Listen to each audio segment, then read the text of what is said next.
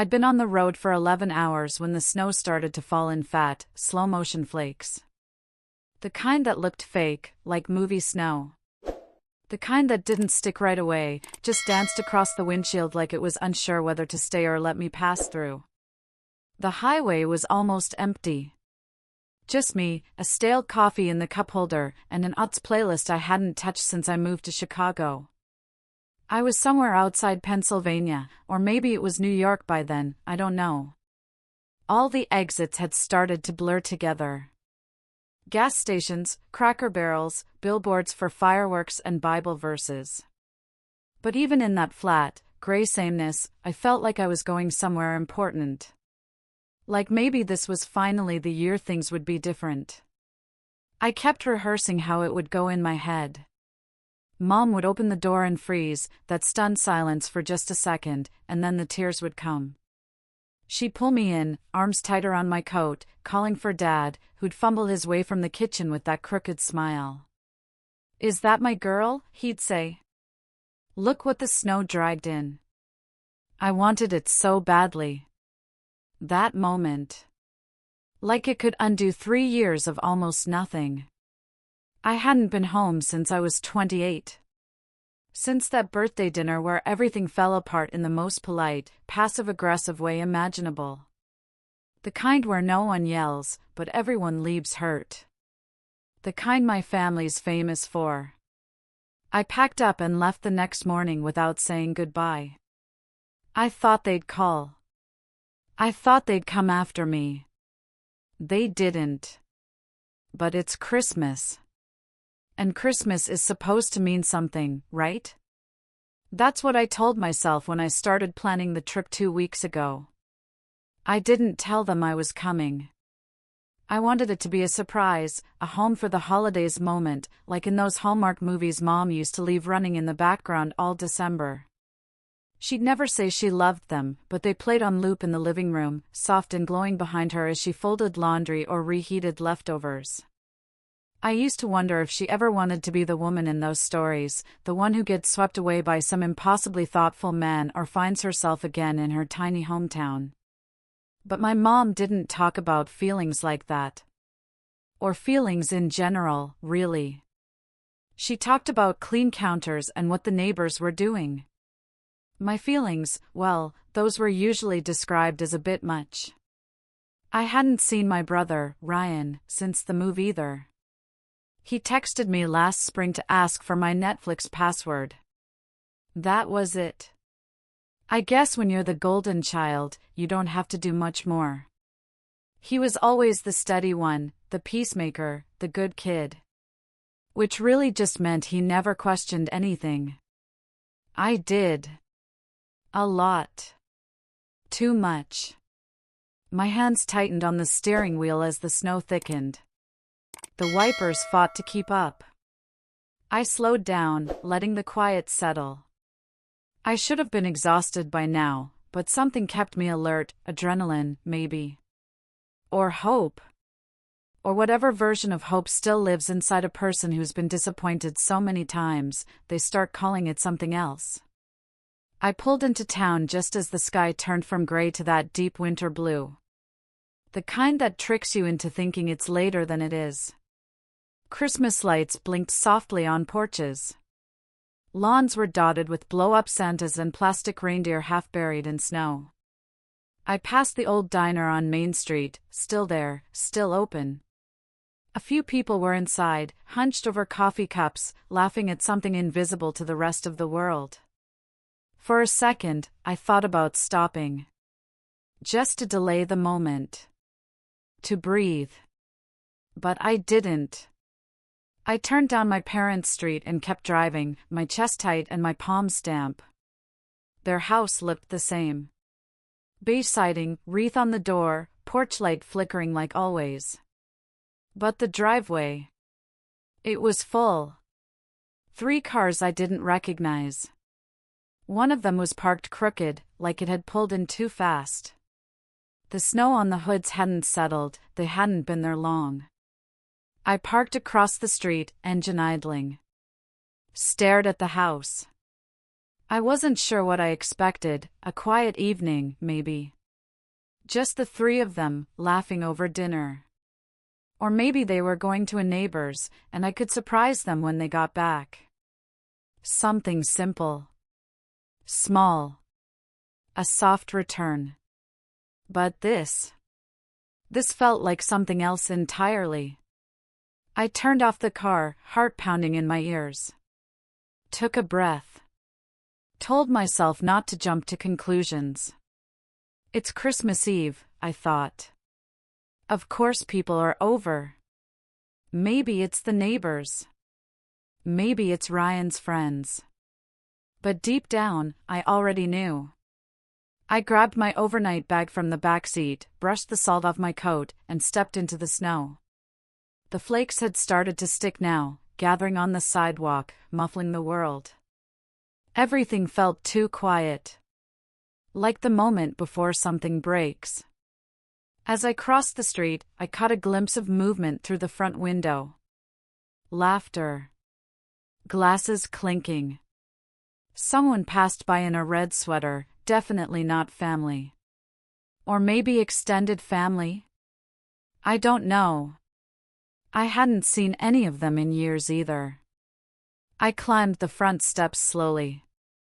My boots crunched against the thin layer of snow, loud and awkward. I stood at the door, staring at the wreath. It looked new. And then I rang the bell. Footsteps. Muffled voices. The door creaked open. And there she was. My mother. Wearing a festive apron over a white sweater, hair tied back, a smudge of lipstick just slightly off. Her eyes widened the moment she saw me. But not with joy. More like surprise. Startled confusion. Like I was a neighbor dropping by unannounced. Or someone who got the wrong address. "Oh," she said. Just that. One word. No hug. No smile. No "you're here." Behind her, the sound of a wine bottle popping. More laughter. My dad's voice, mid-sentence. I thought I'd surprise you," I said, my voice too small, too hopeful. "For Christmas." She blinked, looking past me for a moment, like she was checking to see if someone else was with me. Then back at me. "Well, we're just in the middle of dinner," she said quietly. "You should have called." And just like that. The driveway wasn't the only thing that felt full. Something else was, too. Something in my chest. But not with warmth. Something colder. Something wrong. But I smiled anyway. Because that's what you do when you've made it this far. When you've driven 11 hours through snow and silence and the ghosts of old arguments. You smile. Even when something in your gut whispers. You shouldn't have come. She stepped aside and let me in. No hug. No smile. Just a tight little nod and a hand gesture toward the hallway, as if I were some distant cousin showing up for a funeral no one remembered inviting me to. The warmth hit me first, the kind of dense, artificial heat that clung to your skin and made everything feel a little too close.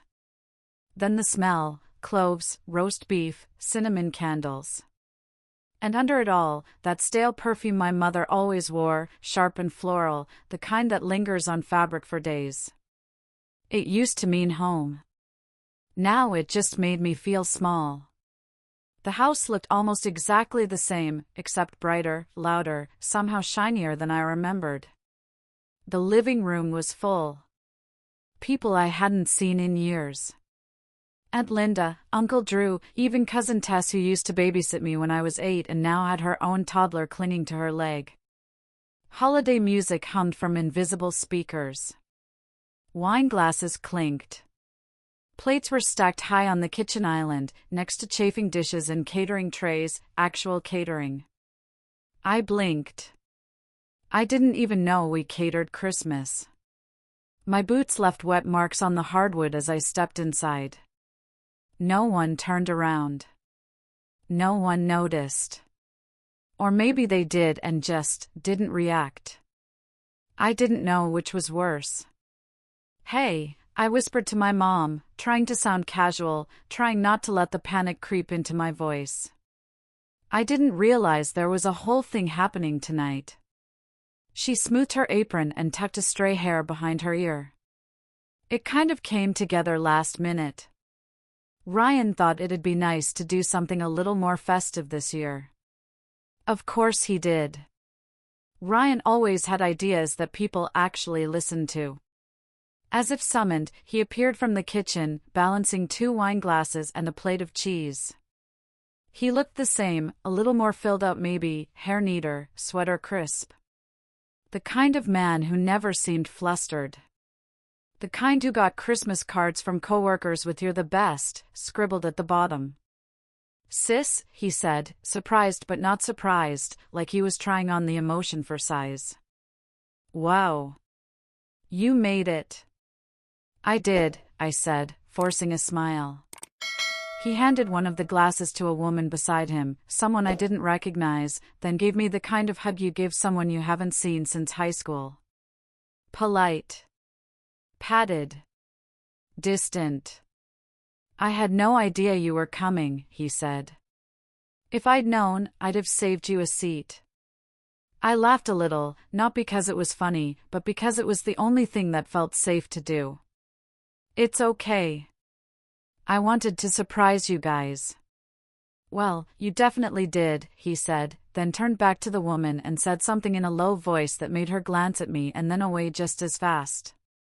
I stood there, coat still on, overnight bag clutched awkwardly in my hand.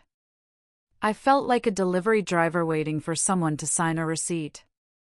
"Where should I put my stuff?" I asked, louder than I meant to. My mom looked up from refilling napkins and blinked at me, like I'd interrupted something. "Oh, just leave it by the stairs for now. We kind of repurposed your room this year." "Repurposed?" I repeated. She didn't answer. Just turned and walked into the kitchen. I followed, dragging my bag behind me like it was made of stone. The house buzzed around me, laughter, stories, people clinking forks against glass. I saw my uncle lean down to kiss his wife's cheek. Someone called for more cider. Kids ran by in a blur of glittery tights and sticky fingers. And through all of it, not one person said my name. Not once. I finally slipped upstairs, hoping for a moment to breathe.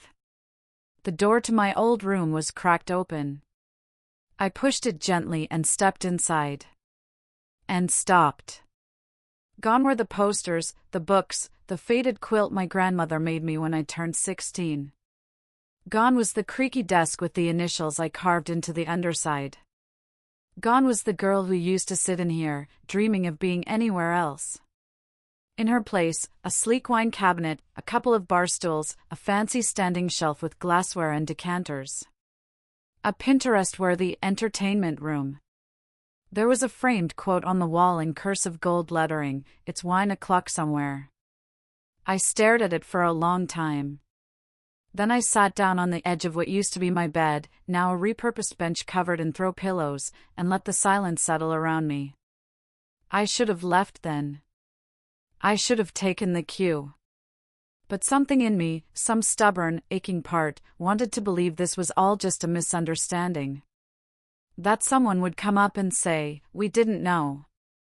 We're so glad you're here." But no one did. Instead, I wandered back downstairs, clutching a cup of cider someone had abandoned on a counter, pretending it was mine. I lingered near the fireplace, trying to look busy. Trying not to take up too much space. Ryan passed by again and gave me a little smile, like I was a stranger he vaguely remembered from college. "Still cold out?" he asked. "Yeah," I said, because what else could I say? I checked my phone. No messages. Of course not. I hadn't told anyone I was coming. Then, a buzz. A text. From an unknown number. I opened it. And froze.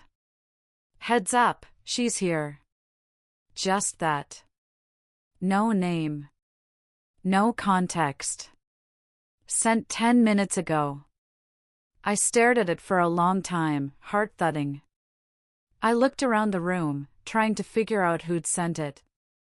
Who it was meant for. I didn't recognize the number.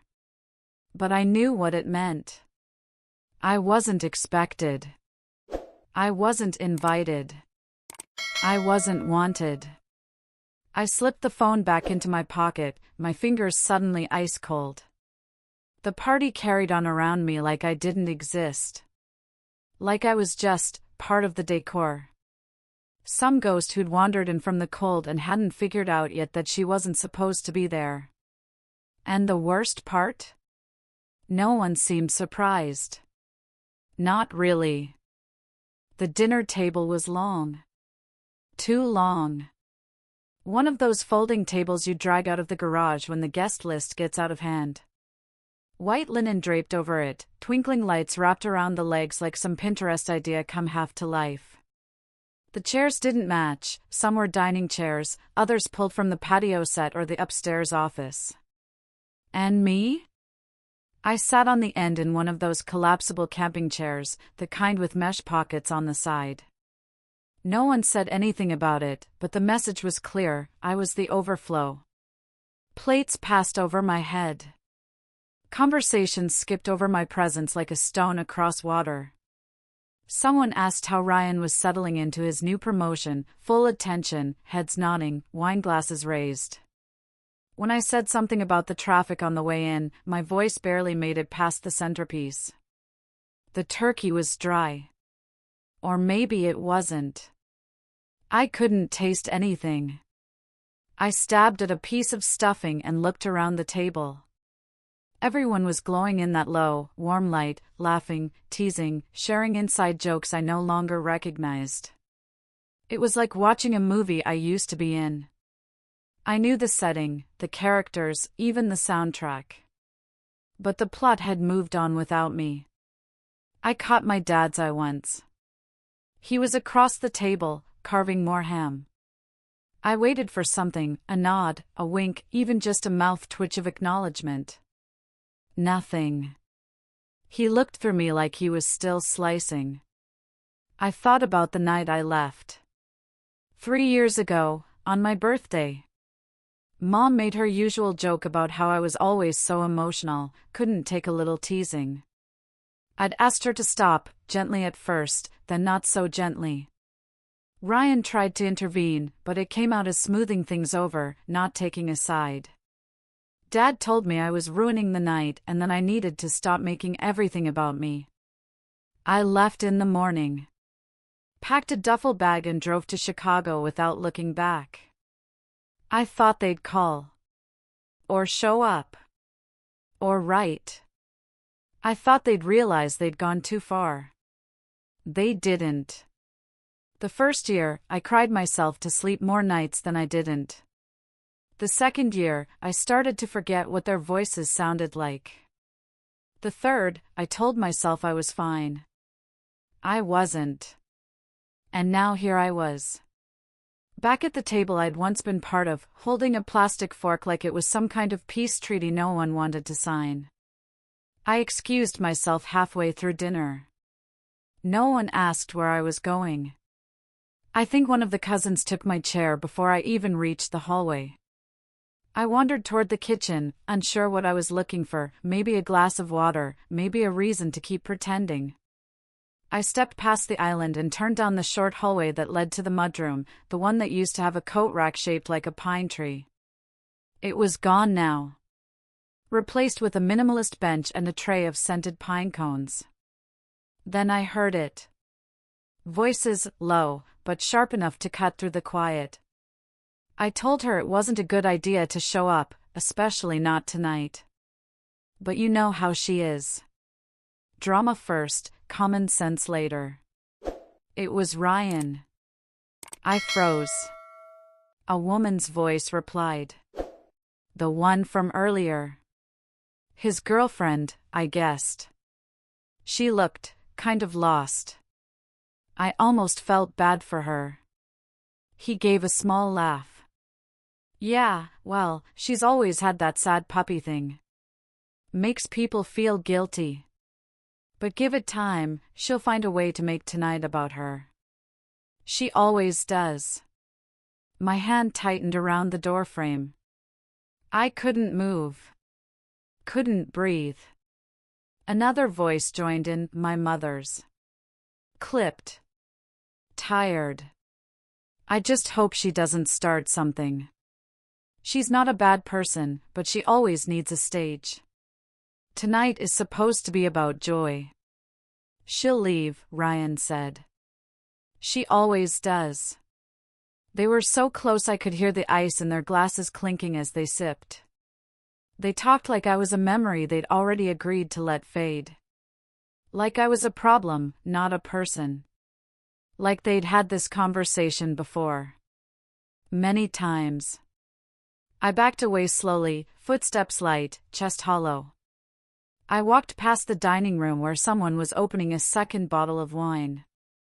Laughter echoed like an inside joke I'd been cut from. I didn't go back upstairs. I didn't say goodbye. I walked straight out the front door, coat still upstairs, no one noticing. The cold hit me like a wave. It felt almost good. Almost like punishment. I crossed the street, each step louder than anything anyone had said to me all night. Opened my car door. Sat down. And broke. Not loudly. Not in the dramatic way they always imagined. Just a slow, quiet unraveling. Like a thread pulled too long finally giving way. Tears rolled down my cheeks without effort. My hands trembled in my lap. I leaned my head back against the seat and stared at the ceiling, waiting for something, a phone call, a knock on the window, a sliver of light. Nothing came. I reached into my pocket and turned off my phone. No one was going to call anyway. The world outside the windshield was soft with snow. Inside the car, it was silent. And somehow, that silence felt louder than anything I'd heard all night. The car grew colder as the night deepened, the windows fogging over until I couldn't see the house anymore. Not that it mattered. I wasn't watching for anything. No one was coming. No porch light flicked on. No hurried footsteps in the snow. Just silence. Heavy, deliberate silence. Like the kind you find in museums, where everything on display has already been decided. I curled up in the back seat with my coat balled under my head. My overnight bag sat on the passenger side, unopened. I didn't cry anymore. I didn't feel much of anything, really. Just the numb ache behind my eyes and the low-grade hum of exhaustion vibrating in my chest. The kind of tired you don't sleep off. At some point, I must have drifted off, because when I woke up, my neck was stiff and the windows were etched with thin lace patterns of frost. It was morning. Pale. Quiet. The kind of gray that settles over small towns during the winter and makes everything feel like it's holding its breath. I didn't go back to the house. I didn't text anyone. I drove until I found a rest stop, one of those sad ones off a rural exit with vending machines and flickering fluorescent lights. I washed my face in the bathroom, splashing cold water that smelled faintly of bleach and rust. I stared at myself in the mirror. My eyes looked swollen. Not from crying, just from carrying too much for too long. There was a diner across the road. It had that lived-in look, chipped paint, foggy windows, a sign that buzzed like it was trying to give up but couldn't. I went in mostly because I didn't know what else to do. My legs felt too heavy to keep driving. Inside, the heat hit me like a soft slap. A waitress with frizzy hair and a Christmas pin on her apron nodded at me without asking anything. She poured a cup of coffee before I even sat down. "You look like you need it," she said gently. I managed a smile that didn't reach my eyes. "Thanks." The diner was almost empty, just me and two older women tucked into a corner booth near the window. They were laughing, low and hushed, the kind of laughter that folds around you when you're on the outside of it. I didn't think anything of it at first. Just background noise. But then I caught a name. My name. I froze. Yeah, she just showed up. No call, no warning. Like something out of a movie. "She always was theatrical," the other said, stirring her tea like she was mixing paint. "I mean, it's been how long? 3 years? You'd think she'd at least send a card or something." My stomach flipped. She made a whole scene. Just sat there like a ghost. Linda said she didn't even bring a gift, just drama. I stared down at my coffee, heart thudding so hard it made the mug vibrate. "She walked out during dinner," one of them continued. "Didn't even say goodbye. I mean, come on. If you're going to crash a party, at least have the decency to act like you belong." I didn't stay long after that. I paid in cash. Left a tip that was more than I could afford. The waitress gave me a sad smile as I left, and for a second, I thought maybe she knew. Maybe she could see right through me. The way her voice softened when she said, "Take care, sweetheart," made something tighten in my throat. I got back in the car and sat there in silence. The world outside looked the same, but I wasn't. I could feel it, something in me had shifted. Not broken exactly. Just turned. I opened Facebook. The photos were already up. Album title, "Christmas Eve, So Grateful." There were dozens of them. Cousins gathered in the living room. My mom posing in front of the buffet table. Ryan giving a toast. Even the new girlfriend was tagged, "Welcome to the family," someone had commented with a string of heart emojis. I kept scrolling. Not one photo of me. Not even a blurry shot in the background. Like I'd never been there. I clicked into a few of the comments. One read, "So beautiful. Wish we could have been there." Another, "Looks perfect." And then, like a dagger wrapped in glitter, "Glad everyone could make it this year." I blinked hard. My throat burned. Not from crying, but from the effort of not crying. I checked Messenger. No messages. No group chat. I used to be in one with the cousins, years ago. I searched for it. Nothing. Gone. I searched my own name in the chat bar, just to see if anything came up. A message from 3 years ago. From Ryan. Maybe she just needs space. Don't engage. It'll only feed the performance. Performance. That word stuck in my brain like gum on the bottom of a shoe. Sticky. Dismissive. Familiar. It's what they used to say when I cried as a kid. She's just being dramatic. She wants attention. She's trying to make everything about her. When I was 7 and cried after being left at school pickup for an hour, dramatic. When I was 12 and had my first panic attack, sensitive. When I was 16 and told my mom I felt invisible in the family, ungrateful. No one ever asked why I felt that way. They just didn't want to deal with the answer. I scrolled and scrolled until my thumbs went numb, and then I stopped. There was one new message. It came from a name I barely remembered, Claire. A second cousin. We used to share bunk beds at summer reunions. She had braces and a soft voice and always made room for me, even when the older girls didn't. Her message was short. Hey. I saw you at the party. I didn't know what was going on, but it felt wrong. Just wanted to say you weren't crazy. Or invisible.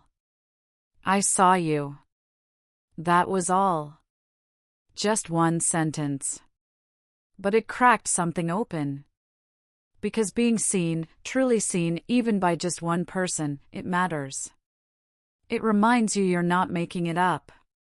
That the silence around you wasn't earned. That the version of you they told everyone about, needy, overreactive, too much, wasn't the whole truth. Maybe not even the real truth. I stared at the message for a long time, then turned off my phone again. This time, not out of shame, but to protect the small flicker that had just started burning again. The rewrite had begun, I could feel it. A cleaner story for them, one where I was the problem and they were the peacemakers. Where my pain was exaggerated, inconvenient. Where they could sleep at night knowing they'd done their best. But deep down, they knew better. And now, so did I. The next morning, I dressed with intention. Not for them, not to impress or beg or even make a statement. I just wanted to feel like myself again.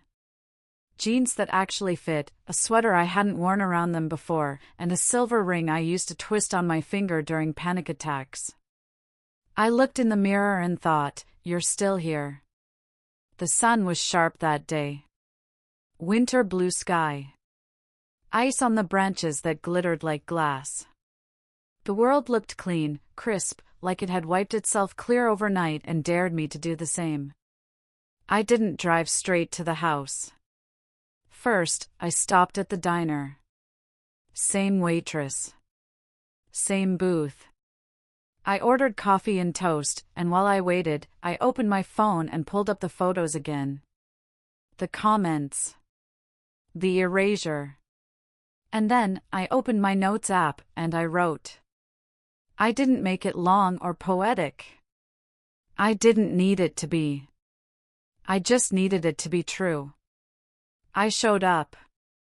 I was there. I sat at your table and no one looked me in the eye. You smiled for pictures, but not once at me. You laughed around me, not with me. You erased me in real time. But I didn't disappear. I'm still here. And I see you now. I attached 3 photos I'd taken, one of the house from across the street, one of my plate at dinner, and one of my old room-turned-wine bar. Then I posted it. Not on my public feed. Just in the old family group thread I hadn't spoken in for years. I didn't add a caption. I didn't ask for anything. I just hit send. And I got in my car. The house was quieter than the day before. Most of the guests were gone, but the driveway was still full, my parents' cars, Ryan's. Probably the girlfriend's too. I walked up the steps with the same boots that had tracked slush across their entryway 2 nights before. This time, I didn't knock. I walked in. My mom was in the kitchen, wiping down counters like she could scrub away what happened. My dad sat at the table with a newspaper he wasn't reading. Ryan was scrolling his phone near the window. When the door clicked shut behind me, they all looked up. No one spoke. Good. I walked in and stood in the middle of the living room. The tree twinkled behind me. A candle flickered too close to a garland. I took a breath that reached the bottom of my lungs. I'm not here to fight, I said. Silence. But I need to say something. And I need you to hear it, even if you won't believe it. Even if it makes you uncomfortable. Especially then. My mom opened her mouth, but I held up a hand. I've spent most of my life being called sensitive. Dramatic. Too much. And I let you say that. I let you shrink me. I stopped crying in front of you because I didn't want to be mocked. I stopped asking for things because I didn't want to be a burden. I stopped talking because I knew no one would listen. My voice was steady. Steadier than I thought it would be. You made me feel like my pain was something to be ashamed of. Like I had to perform easy or fun or quiet to earn a seat at this table. And when I stopped doing that, when I asked you to treat me like I mattered, you called me difficult. I turned to Ryan. You texted about me behind my back. You told people I was unstable. That I made things up for attention. But I didn't. I never did. I just stopped pretending. His jaw tensed, but he didn't speak. I came here hoping, maybe, you'd be glad to see me. That even if we hadn't spoken in years, some part of you would still hold space for me. But you didn't. You erased me in real time. At your table. In your photos. In your silence. I turned to my dad. You didn't stop me when I walked out. Not then. Not now. You sat there and watched it happen. He flinched. I don't need you to apologize. I don't need you to explain. I just needed to say this out loud. Because I'm done holding it all in. I paused. Let the silence settle around my words. Not awkward. Not desperate. Just heavy with truth. My mother blinked slowly, like she was calculating the best angle of defense. We were trying to protect the peace, she said, finally. I laughed. Not cruelly. Just a small, hollow sound. Peace built on silence isn't peace. It's performance. Ryan looked away. My dad finally spoke. I didn't know what to say. I nodded. That's the thing. You never did. I didn't wait for a response. There wasn't one that would have changed anything. I walked to the door. My hand on the knob. And just before I opened it, my phone buzzed. One new message in the family thread. From Tess, my cousin. I saw it. I believe you. And another, right after. Claire again. I always wondered why you stopped coming around. Thank you for saying it. I'm sorry. The room behind me felt different now. Not louder. Just thinner. Like the air had shifted. Like the space I left behind couldn't quite fill itself. I stepped outside into the cold, breathed in deep, and smiled. For the first time, not one part of me looked back. The snow had mostly melted by the time I crossed the state line again. Thin sheets of white clung to the edges of the road, but the highways were clear. Just gray pavement and long shadows, stretching across the lanes like reminders of the things we leave behind. I drove with the windows cracked just slightly, letting in the cold. Not enough to freeze, just enough to feel real. The silence in the car was different now. Not heavy like before. Not the silence of being erased or forgotten. This was mine. Chosen. Clean. The radio was off. My phone was face down in the passenger seat. The coffee cup from earlier had tipped over at some point and was now empty on the floor, rolling a little every time I turned. I didn't care. I didn't feel the need to fix it. There was a voicemail waiting for me when I finally checked my phone hours later. Claire again. Her voice was soft, like she'd rehearsed the message a dozen times. I didn't know everything. I should have asked. I'm sorry. What you said, it took courage. You were never too much. Just too honest for the version of our family they were trying to sell. I see that now. I hope you're okay. I didn't call her back. Not because I was angry, but because there was nothing to fix. Some truths didn't need echoing, just acknowledgement. By the time I reached my apartment, the sun was setting behind the skyline. The kind of amber gold that turns glass buildings into mirrors and everything feels like it's glowing from the inside out. I parked on the street, tossed my overnight bag over my shoulder, and climbed the steps I'd climbed 100 times before, but this time, I noticed the light above my door. It flickered slightly, like it was surprised to see me. The apartment was quiet. No blinking lights. No texts waiting. Just me and the soft hum of the fridge and the faint scent of the candle I forgot to blow out before I left. On the kitchen counter sat a small package I'd ordered a week ago. A gift to myself. Inside was a little jade plant in a terracotta pot, hardy, stubborn, impossible to kill. I set it on the windowsill and watered it with cold tap water. Watched the soil darken, like it was breathing. There were postcards I'd picked up from a thrift shop scattered across my desk, ones I always meant to send but never did. I read through them again, slowly this time. One had a faded image of a lighthouse. Another, a snow-covered road winding through the trees. I put that one on the fridge. Then I opened the playlist I made for the drive back. Soft songs. Some sad, some quietly hopeful. I let the first track play on repeat while I unpacked.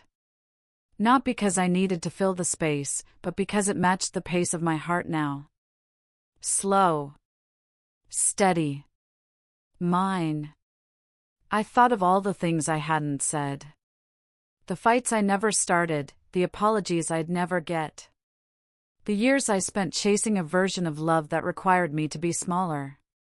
Quieter. Easier. And I felt the sharp edge of that grief. But I didn't fight it. I let it sit beside me, like a passenger who'd finally earned their place. Grief, after all, is just love with nowhere to go. Around midnight, I made myself a slice of cake. One of those little frozen ones from the corner store. Vanilla with too much frosting. I didn't wait for it to thaw all the way. I cut into it cold, let it melt slowly on my tongue, and thought, this is enough. Not in a settling kind of way. But in a grounded, sacred kind of way. The kind where you finally understand that sometimes the most radical thing you can do is stop begging to be loved right by the wrong people. There was no grand moment. No dramatic call or apology. Just stillness. And in that stillness, something like peace. Maybe this Christmas wasn't about going home. Maybe it was about finally leaving it behind. And maybe, just maybe, being alone isn't the same as being lost.